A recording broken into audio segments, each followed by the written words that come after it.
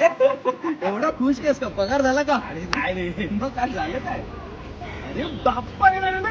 अरे हो, तुझ्या घरी गणपती असतो ना? असतो. मग आता चाललंयस कुठे? हेच सामान वगैरे सगळं फुलं. अच्छा अच्छा, जा जा जा, मी येतो हा घरी पाहा बघायला.